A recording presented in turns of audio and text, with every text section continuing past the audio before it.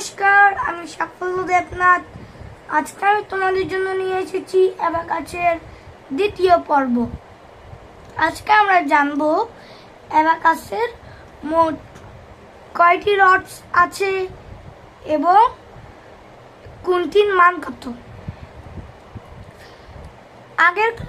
আগের পর্বতে আমরা দেখেছিলাম অ্যাবাকাসের মোট 6টি পার্ট রয়েছে। আজকে আমরা জানবো অ্যাবাকাসের মোট কয়টি রডস রয়েছে। 1, 2, 3, 4, 5, 6, 7, 8, 9, 10, 11, 12, 13, 14, 15, 16, 17। অ্যাবাকাসে যখন উপরের বিটগুলি উপরে থাকে এবং নিচের বিটগুলি নিচে থাকে তখন অ্যাবাকাসের পুরো মান হয়ে যায় 0।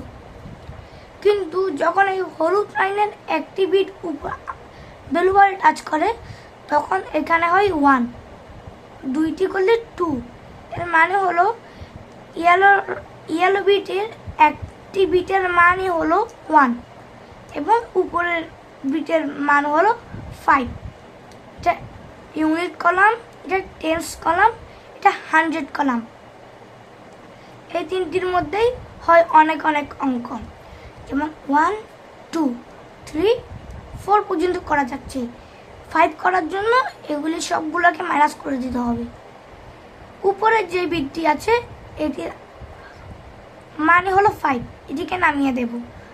এবার 5 এর সাথে প্লাস 1 করলে 6, আরও 1 করলে 7, প্লাস 1 করলে 8, প্লাস 1 করলে হবে 9 এবং 10 করার জন্য আবার পুরোটিকে মাইনাস করে এর টেন্স কলামের একটি নিচের বিটের মানই হলো 10, এটিকে তুলে দেব, হবে 10 হলে 20, 30, 40 এরকম করেই একটি বিটের মানই হলো 10 এবং উপরের বিটটির মান হলো 50 মানে 50, 60, 70, 80, 90 মানে 100 করার জন্য এরপরে ইউনিট কলাম, টেন্স কলাম এবং 100 কলামের একটি বিট উপরে তুললেই এটির মান হলো 100 মানে 100, 200, 300, 400 আর 500 করতে হলে উপরের বিটটি 600, 700, 900, 1000।